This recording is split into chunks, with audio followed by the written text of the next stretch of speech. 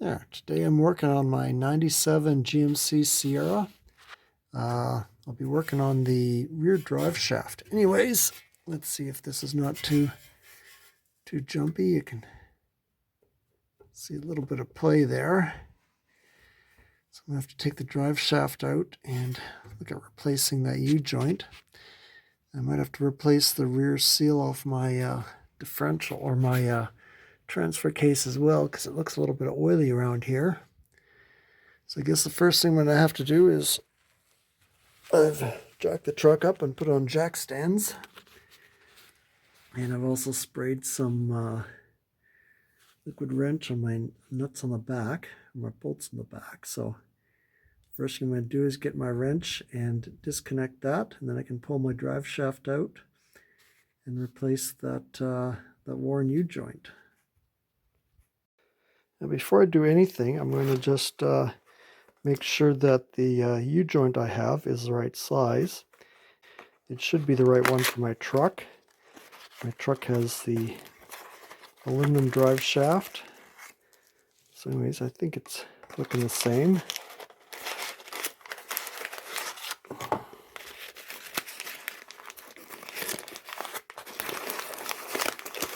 There we go. I'm going to just take this underneath and just confirm that it fits. So we'll do that before I go taking anything apart. Yeah, looks like the diameter is right, and I think it's the right size.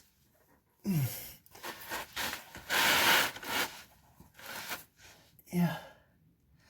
All right, that looks like it. I know the filter I got doesn't fit this truck, or my oil filter doesn't fit. It'll fit a 73 Chevy, but not this one, so I don't want to go risking it if I don't have to. Anyways, I'll just set that down there and hopefully it doesn't get too dirty, and then go to work on the back end and get this drive shaft lowered.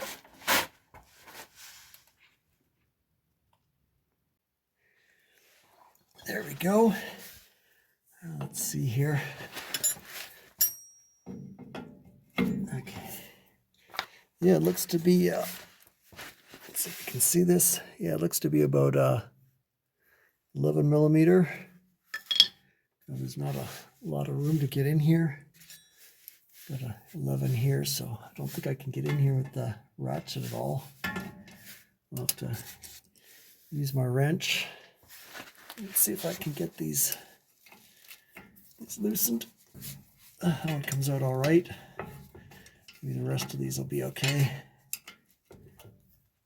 Take this side first. There we go. Maybe this won't be as bad as I feared. I put some liquid wrench on here last night to let it soak, so hopefully that helps. Anyways, I'll take that out and then we can drop the drive shaft.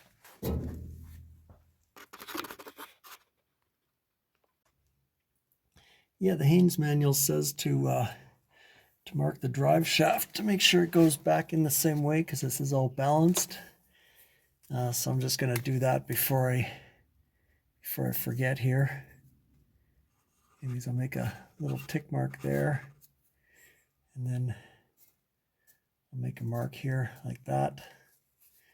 There, that should do it. I don't want to go making anything backwards and having vibrations. Yeah, there's no play on this one, so this one's good.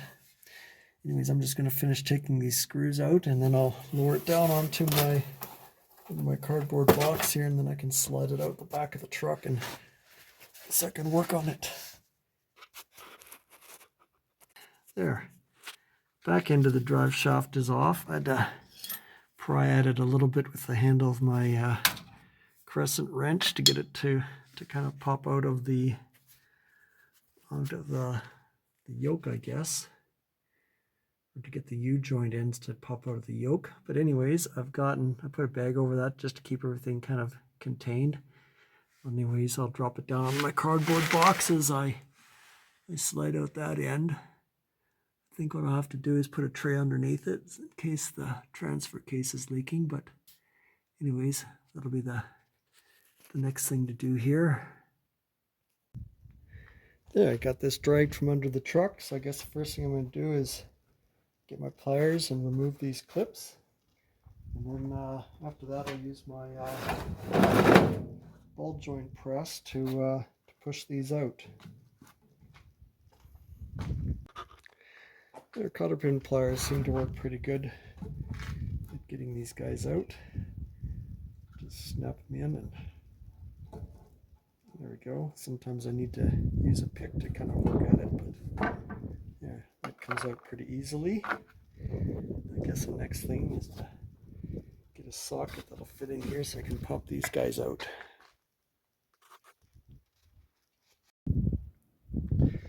There, I'm going to spray this with some WD-40 just so I can clean these out a little bit. There we go. I'll scrape some of the gunk out of here because I'll have to put in a new snap ring once I get these out.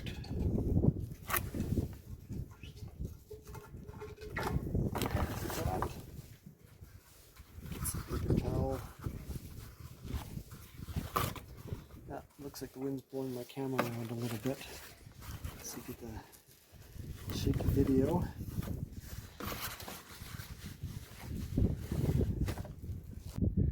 There, my U-joint tool's all set up. I should just press it out nicely. There we go. I hear something going.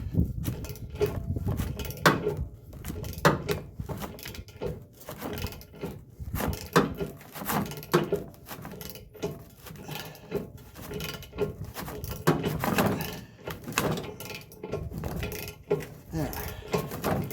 Goes pretty smoothly. I think this is stuck there, so anyways, just work like that.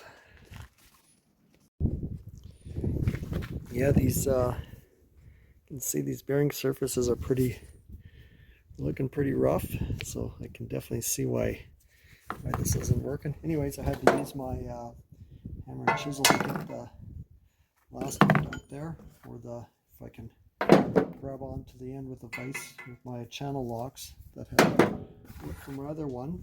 I won't be able to use that on the new one because I don't want to damage it too much, but anyways, I'll get this one out and then we should be ready for the new one. There, I cheated and put this in into my vise to work on, just to make it a little easier. But anyways, I'm going to start with this cap and see if I can just press this on, and then I'll put the U-joint in and do the other side. So it should just go on like, I'll just start it a little bit. I don't want to put it too far in, otherwise I'm going to have to pop it out again. I really don't want to have to do that. Actually, it looks like it fits a little bit, so okay, maybe I'll just put both in and start it like that. There we go. Just pull this off. I don't want to get these needles out or do anything that messes with this too much. I cleaned this up the best I can, but still it's not quite perfect. So anyways, we'll see how that goes. There, I should point out that there's two different types of snap rings that these come with. There's the plain type, and then on this side where you have the little grease port, which there's a little screw that comes with that, there's a different type of snap ring. Yeah, don't get them mixed up, or otherwise you'll be having to take this one out and put it in the right spot like I just had to do. Anyways, I'm going to get this lined up. Take out my two caps and then start pressing everything in. Make sure that my none of these little pins come out when I do this, otherwise that's going to be a bit of a disaster. Anyways, I got this all cleaned up the best I can. Let's see, which way does this go in?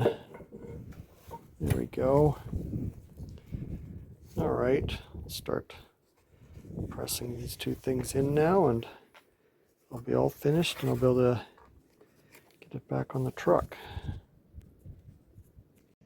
Now that I have the new U-joint in my drive shaft, it pretty much goes in the same way it came out.